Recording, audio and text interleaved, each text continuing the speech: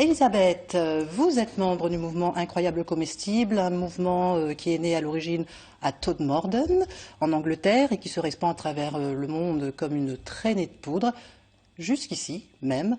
Qu'est-ce que le mouvement Incroyable Comestible? Que préconise-t-il? Alors, le mouvement Incroyable Comestible, en fait, c'est un mouvement qui n'est pas du tout regroupé sous forme d'association. C'est vraiment une initiative citoyenne individuelle. Donc, ce sont des citoyens jardiniers solidaires qui, suite en fait à la crise en 2008 dans le nord de l'Angleterre, ont décidé de tenter de se nourrir par eux-mêmes et de partager avec les gens qui en avaient le moins les moyens.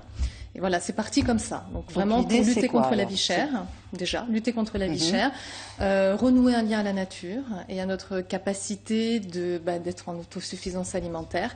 Et puis par là même aussi de créer un lien social avec les gens de son quartier, de son village, de sa ville, voilà, et de faire un petit peu changer les mentalités en créant une abondance partagée. Et gratuite. Et gratuite, absolument. Donc tous les gens qui veulent adhérer au mouvement, en fait, commencent à cultiver très souvent devant chez eux et mettre cette petite affiche, là, voilà, nourriture à partager, servez-vous, c'est gratuit. Et ça marche très bien à tel point que certains maires de communes proposent des terrains publics à ces gens-là pour qu'ils puissent cultiver. Qu'est-ce qui fait que vous êtes convaincu que ce mouvement puisse être une alternative en ces temps de crise, quoi? Parce que ça paraît quand même fou Oui, cette idée-là. Alors en Calédonie, tout comme dans le nord de l'Angleterre à l'époque où c'est né en 2008, on a vraiment un problème de vie chère, particulièrement sur les produits frais.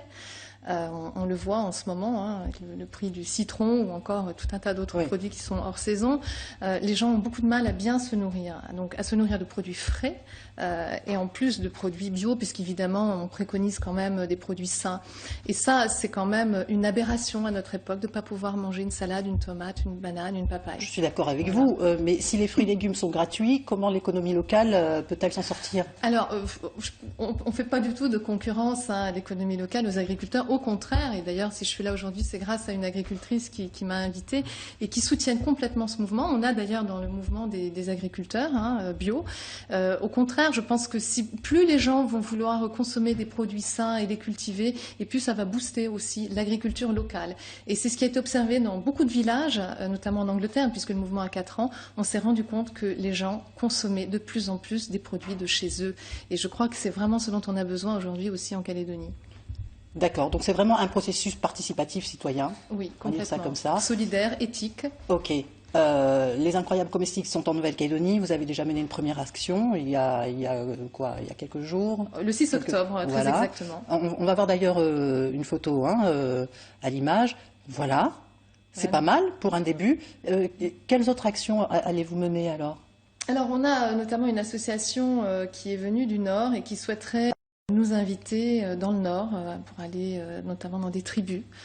Parce que si vous voulez, le principe des Incroyables Comestibles, c'est aussi de partager des semences, et des semences anciennes, mais aussi des savoirs. Et en Calédonie, on a beaucoup de savoirs à hériter, notamment sur la connaissance des plantes, leurs vertus, etc. Donc c'est un autre objectif des Incroyables Comestibles. D'accord, très bien. Bonne continuation. C'est fou, Merci. mais pourquoi pas?